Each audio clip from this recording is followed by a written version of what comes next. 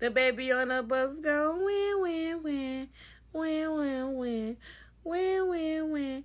The baby on the bus go win, win, win, all through the town. I'm only 18. I don't have a mom. I don't have a dad. I don't have any family. It's just me and my baby. That's my only blood relative I have. I'm so hurt that she did this to me. And I would have never done this to her and her baby. I would have never hurt her. At 1:21 a.m. on June 14th, Taylor Starks received a photo that would destroy her world. Her 23-month-old son's face, swollen beyond recognition, purple bruises spreading across his cheeks. He ate soap, the text read. Allergic reaction. But 3 miles away in a Roseville, Michigan apartment, little Kyrie wasn't having an allergic reaction. He was dying on Kimora Hodges' kitchen floor, his tiny body shaking with seizures, one eye bulging from massive brain trauma. Just hours earlier, Kimora had posted on social media, "Yeah, God finna humble so many people, this shit is crazy." She was right, but not in the way she thought. June 2022, Roseville, Michigan. Taylor Stark, 18 years old, no parents, no family, working 2 jobs, hospital by day, serving tables by night, to support her baby boy who could already count to 5. Kimora Hodges, 21 years old, her neighbor, a mother herself, someone who understood the struggle. For 2 months, everything seemed fine. Small bruises explained away, a swollen lip dismissed as a bathtub accident. Normal toddler mishaps, or so Taylor believed. But on June 13th, something happened in apartment 3000 on Little Mac Avenue. Something that would lead to emergency brain surgery, a mother's worst nightmare, and Kimora Hodges barricading herself from police for 2 hours while a toddler fought for his life. What you're about to hear includes evidence from the autopsy, deleted messages recovered by detectives, and the critical timeline that proves Carrie could have survived, if only Kimora had called for help when it happened. The question that haunts this case: why did she wait 3 hours to send that photo? Welcome to True Crime Anatomy. To my subscribers, may your families stay safe wherever they are. If you're new here, hit subscribe and ring that bell. We bring you the details of true crime cases that others leave out, the facts that matter, the truth that needs telling. Today, we're examining what happened in Roseville, Michigan, a case that asks every parent the same question. When you hand your child to someone else, how much do you really know about what happens when you walk away? First, I just got out the hospital yesterday. I have to take medication so I don't have a surgery. 2, I can put out my apartment this morning because I'm staying with a man that can't do nothing, can't provide for us nothing. I've been taking care of us for months, trying to make sure it be good for months, trying to find somewhere for me and my kid to go for months. Nobody knows nothing about. Taylor Starks had been alone since she could remember. No mother to call when things got hard. No father to lean on. At 18, she was younger than most college freshmen, but she wasn't thinking about dorm rooms or spring break. She was thinking about diapers, formula, and keeping the lights on. She was 16 when she got pregnant. The father went to prison before the baby was born.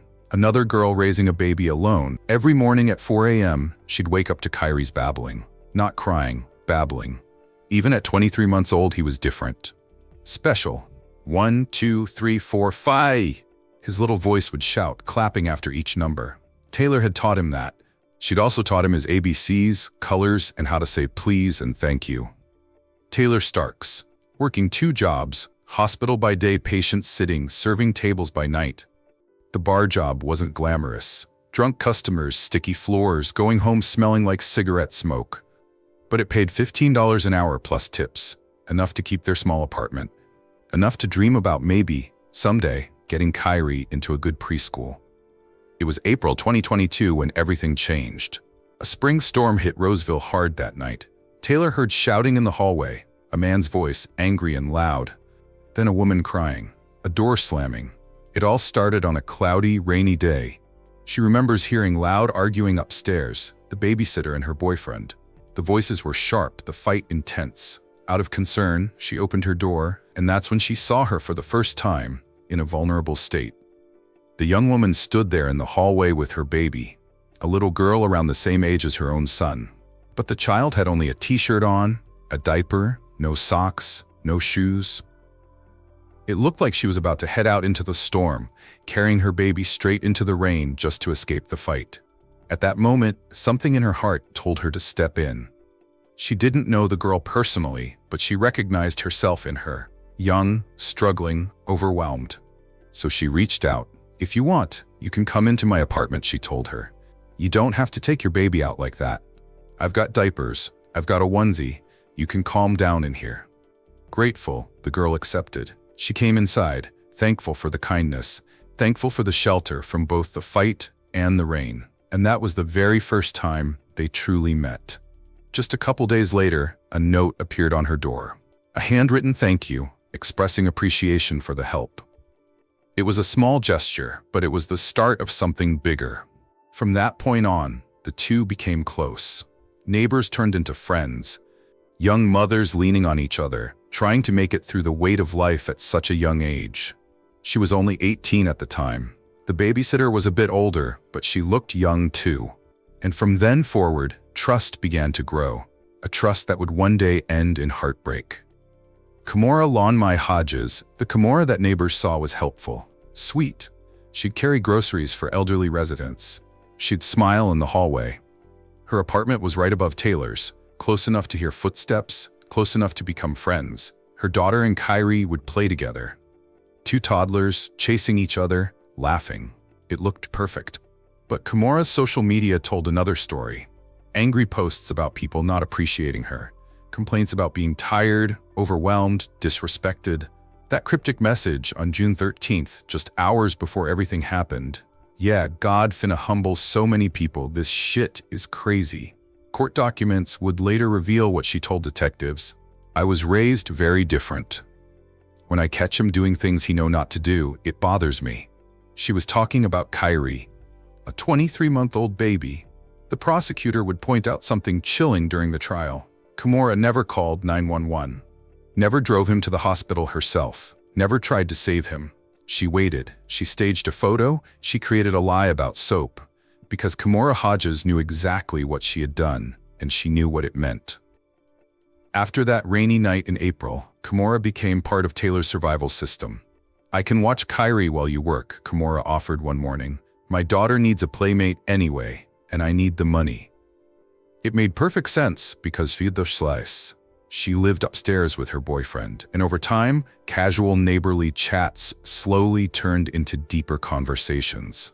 At that point, she was juggling a lot, not just being a new mother, but also working hard to keep her brand new apartment. By day, she worked a 9-to-5 hospital job. By night, she served tables at a restaurant, sometimes until 3 in the morning. Bills had to be paid, and the weight of responsibility left her constantly on the move. One evening, during one of their talks, the babysitter opened up.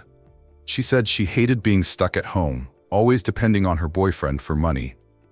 She wanted her own income, but with him working long hours and no one else to watch her daughter, getting a job felt impossible. And that's when the idea came. Because she understood the struggle all too well. She had no car, her family was stretched thin, and finding someone she could trust to watch her son was always a challenge. But here was someone, a young mother, just like her, right upstairs, with a child the same age. She was really good with her daughter, she recalled later. Her little girl was smart, well taken care of. "I looked at her like, maybe this could work." So she made the offer. When she got home from her hospital shift, she could drop her son off upstairs before heading to her waitressing job. And in return, instead of paying cash, they could simply split her nightly tips. That way, the babysitter could finally earn her own money without leaving home.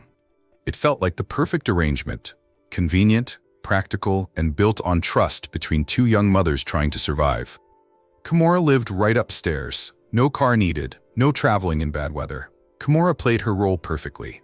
She'd send Taylor videos of the kids playing, pictures of them eating snacks. Updates throughout the night, both babies sleeping, with a heart emoji. But in mid-May, something changed. Taylor arrived one morning to find a bruise on Kyrie's arm. Not huge, but noticeable on his light skin. "What happened?" Kimora barely looked up. "Oh, that? His arm got stuck in the crib. You know how he climbs everything." Taylor hesitated. "How does an arm get stuck in a crib?" "Cribs are designed for babies. The slats are measured specifically to prevent that." But Kyrie did climb everything. He was fearless, and the bruise was small. She let it go. 2 weeks later, another morning pickup. This time, Carrie's lip was swollen, purple. The kind of swelling that comes from impact. He slipped in the tub, Kimora explained quickly. This is the second time I noticed something, and this is the second time that something happened to him in her care that she did not tell me. So I'm like, what the? So that's what I'm saying. We at the middle of May. Now we like towards the end of May. I picked my son up one night, and his lip is like really, really bruised, like swollen, like. I don't like, it's not something he could fall. I'm saying this now because I know now, but then I didn't really think, but his lip was swollen. And I asked her then, like, why you ain't call me? Why you ain't tell me something had happened to him? Like, what's wrong? Like, why my baby lip bruised? You know how much he loves water. I turned around for 1 second to grab a towel. Taylor studied her son's face. He was smiling, reaching for her, saying, Mama, like always. Kids fall, kids get hurt. She knew that. But something felt wrong. Think about this for a moment. You're 18 years old. No family to ask for advice. The person watching your child has their own baby. They've been nothing but helpful. Do you accuse them? Do you risk losing your only childcare, your job, your apartment? Or do you tell yourself you're being paranoid? By late May, Taylor started making changes. She called her friend Diamond more often. Can you watch Kyrie tonight? She reached out to other neighbors. How? Anyone but Kimora. Not because she knew. She didn't know. But mothers have instincts, even young ones. Something in her was pulling away. June arrived. Taylor had mostly avoided using Kimora for 2 weeks. But on June 13th, Diamond was working. The other neighbors were busy. Taylor's shift started in 3 hours. She climbed the stairs to Kimora's apartment, Kyrie on her hip. Just tonight, she said. I'm finding someone else permanent. Kimora took Kyrie without meeting Taylor's eyes. Yeah, okay. At 10:30 p.m., while Taylor was pouring drinks at the bar, her phone buzzed. The message from Kimora was long, rambling, strange. Taylor, I am sorry, but this might be my last time watching Kyrie. I put them for a nap because they were both crying when we came from outside, and I also went to sleep, but I woke up just now and he is in the bathroom eating a bar of dial soap. The text continued. Kimora complained that Kyrie was sneaky, that he wouldn't listen, that she couldn't handle his behavior anymore. I was raised very differently and also strict, she wrote. When I catch him doing things he knows not to do, it does bother me. Taylor read it twice. Eating soap? Kyrie had never done that before. And why was Kimora so angry about a toddler being curious? It's fine, Taylor texted back. I'll figure something else out. But Kimora wasn't really angry about the soap. The medical examiner would later determine that the fatal injury happened around 10 p.m., right before that first text. The impact to Kyrie's head was so severe that his brain began bleeding immediately. For the next 3 hours, while Taylor served customers and counted tips, Kimora sat in her apartment with a dying child. She didn't call 911. She didn't rush him to the hospital 2 miles away. She waited. At 1:21 a.m., she finally sent the photo. Kyrie's face unrecognizable from swelling. Is this how he sleeps? She asked. Allergic reaction to the soap. By then, Kyrie's brain had been bleeding for over 3 hours. The window to save him was closing. Kimora knew exactly what she was doing. She was building an alibi, creating a story, buying time to figure out her lie, while a baby's brain slowly shut down on her kitchen floor. 10 p.m., apartment 3000, Little Mac Avenue. We'll never know exactly what triggered Kimora's rage that night. Maybe Kyrie was crying? Maybe he wouldn't go to sleep? Maybe he was just being a normal toddler who wanted his mother. Taylor showed the photo to her bartender, to customers. Everyone said the same thing. Get home, now. A stranger at the bar, seeing Taylor's panic, offered to drive her. 10 minutes through empty Roseville streets, Taylor praying the entire way. 2:05 a.m. Taylor burst through Kimora's door. Kyrie was on the kitchen floor exactly where Kimora had placed him for the photo. But now his small body was convulsing. Seizure after seizure. His left eye bulged grotesquely from the pressure building in his skull. Kyrie! Kyrie! Taylor screamed. Mommy's here, Kyrie! Nothing. No response. Just the terrible shaking. Taylor collapsed in the corner, sobbing so hard she couldn't breathe. Kimora came over, held her, whispered, You have to be strong. The ambulance is coming. He needs you. The same hands that had hurt him were now comforting his mother. When EMTs arrived, Kimora's boyfriend carried Kyrie down to the ambulance. Taylor wanted to scream at him not to touch her baby, worried moving him would make things worse, but there was no time. In the ambulance, Taylor begged for answers. What kind of allergic reaction is this? What's happening to my baby? The EMTs exchanged glances but said nothing. They'd seen this before. This wasn't an allergic reaction. This was abuse. When you arrive at a hospital and they immediately take you to a chapel, you know? Taylor didn't know, not yet, but the hospital staff did. They'd seen Kyrie's scans. They knew what those injuries meant. Call someone, a nurse kept saying. You need to call someone. Taylor's phone was dead. Her mind was blank. She couldn't remember anyone's number except Diamond's. While she waited for Diamond to arrive, Kimora was texting her. Make sure you call me. I can't go to sleep until I know he is okay for sure. I can't believe I let this happen. I was just sleepy and needed a little nap. Still playing the concerned babysitter. Still maintaining her lie. When Diamond arrived, the doctors finally spoke truth. This is child abuse, the doctor said plainly. These injuries are consistent with severe physical trauma. Your son's brain is swelling rapidly. Without immediate surgery, he will not survive the night. The surgeon was even more direct. I need you to understand. Even if we operate now, the chances he'll be normal again are very small. He could be paralyzed. He could be vegetative. He will likely never be the same. Taylor was 18 years old. Her whole world was dying, and she'd just learned that someone she trusted had killed him. They gave her 30 seconds with Kyrie before surgery. 30 seconds to kiss his forehead, to whisper she loved him, to possibly say goodbye forever. He was covered in tubes, a breathing mask strapped to his tiny face. His beautiful eyes, the ones that lit up when he counted to 5, were swollen shut. Say we evil twins.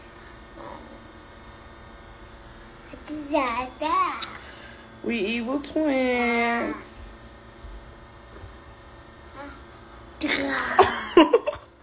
As they wheeled him away, Taylor noticed something the doctors mentioned later in court. While surgeons worked to save Kyrie's life, Roseville detectives were building their case. They started with Taylor's phone. The text messages told a story Kimora never intended anyone to see. Detective Ryan Monroe noticed something critical. In all those messages, Kimora never once suggested calling a doctor, never mentioned the hospital 2 miles away. She only wanted Taylor to know it was soap. Just soap. Meanwhile, officers arrived at Kimora's apartment at 2:45 a.m. They could hear movement inside. They knocked, announced themselves. No response. For 2 hours, Kimora refused to open the door. She pushed furniture against it. She turned off lights. She pretended not to be home while her neighbor's baby lay dying in surgery. At 4:50 a.m., officers forced entry. Kimora was sitting on her couch, calm, like she'd been waiting. I didn't mean to hurt him that bad, she said. It didn't hurt him, but I didn't mean to hurt him that bad. The autopsy report, completed by Dr. Daniel Spitz of the Macomb County Medical Examiner's Office, was devastating. Subdural hemorrhage, bleeding between the brain and skull. Cerebral edema, massive brain swelling. Retinal hemorrhages, bleeding behind the eyes from force. Pattern consistent with being struck or thrown against a hard surface. The report's conclusion was clear: homicide. Dr. Spitz testified that if Kimora had sought help immediately after the injury, Kyrie would likely have survived. The first hour was critical. The second hour, still possible. By hour 3, the damage was irreversible. She chose to wait. She chose to lie. She chose to let him die rather than admit what she'd done. Think about that. Why would someone wait 3 hours to report a dying child? Why stage a photo? Why create an elaborate story about soap? The answer is simple. She knew exactly what she'd done, and she knew what it meant for her future. Kyrie lost his fight. After 8 days on life support, Taylor made the impossible decision. She held his hand as they removed the breathing tube. He never took another breath on his own.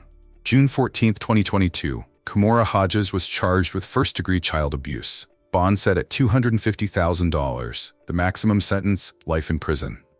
June 23, 2022, the charge was upgraded to felony murder. Bond revoked. Kimora would wait for trial behind bars.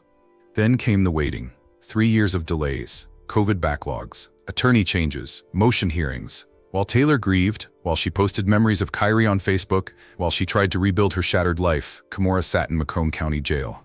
The prosecution's case was methodical. The timeline that proved consciousness of guilt. The autopsy showing fatal trauma, not allergic reaction. The confession, maybe I hit him too hard. The pattern of previous injuries Taylor had noticed. The defense tried to argue accident, momentary frustration. Didn't mean to hurt him that badly, but the jury saw through it. They saw what you've seen. The cover-up, the staged photo, the 3 hours of letting a baby's brain bleed while crafting a lie. July 31st, 2025. After 3 days of deliberation, the verdict came. Guilty. First-degree child abuse. Guilty. Felony murder. Kimora showed no emotion. Taylor wasn't in the courtroom. She couldn't bear to be in the same room as the woman who killed her son. October 2nd, 2025. Kimora will face sentencing. The prosecution is pushing for the maximum. Life in prison. She'll be 24 years old. Her own daughter will be 4, just 1 year older than Carrie would have been. But here's what haunts this case. Kimora has never told the full truth. Never explained why she attacked a toddler with such violence. Never shown genuine remorse beyond being sorry she got caught. In her jailhouse calls, she still maintains it was an accident. Still claims she didn't mean it. Tell that to Taylor, who at 21 years old, visits her son's grave instead of teaching him kindergarten readiness. Tell that to a mother who trusted the wrong person with the most precious thing in her world. Tell that to Kyrie, who will never count past 5. The community responded with overwhelming support. Her Facebook posts tell the real story. I still don't go a day without thinking about you, Carrie. I try so hard every day to keep going, and I couldn't be more grateful for you and God for helping me get through this. The day Carrie died, I became somebody new, a totally different person, someone I never knew. I cry more than I ever did. I break down quite a lot. My heart hurts every day. The pain will never stop. Fast forward to the present day, 2024, Taylor was pregnant and became a mother again. Ready to put your clothes on? Yeah? Come on, you gotta take this bib off. I gotta put your shorts on. Give them to me. Get them to me. I have to put them off. You all ready to go? Hi, buddy. Hi, buddy. Now it's my turn to get ready. I like to get him ready, then I get ready. So when I'm ready, we just walk out the door. I just change the diaper and we gone. I'm hoping when... A chance at motherhood after unimaginable loss. But this time, she carries her pregnancy with a sense of pride. On social media, she shares videos with glowing captions like, "Finally being able to enjoy my pregnancy after being so hard the first few months of it." But behind the smiling posts and filtered clips, life tells a different story. Because while the world sees a young woman embracing motherhood, trying to forget what has happened in the past, what they don't see is the weight she carries in silence. The boyfriend she's with now, the man who was supposed to be her support, has been abusing her. Why you keep saying hold for fact when I said put him down and I'm gonna grab him after I twist this blunt? And you keep trying to make your point when it's simple. Yes, I have to get away from you, gang. I swear to God, and you can tomorrow, right? On me. I'm not leaving nowhere, bitch, until I pose to. Just like you ain't. You ugly ass, dumb black. We can't. And through it all, she tries to stay strong, hiding the bruises with her silence, convincing herself that things will get better. Then came the video that broke through the facade. No filters, no smiles, just raw pain. She appeared on camera in tears, confessing that her boyfriend had kicked her out of the house. Pregnant, vulnerable, and with nowhere to go, she had finally let the truth slip through. First, I just got out the hospital yesterday. Have to take medication so I don't have surgery.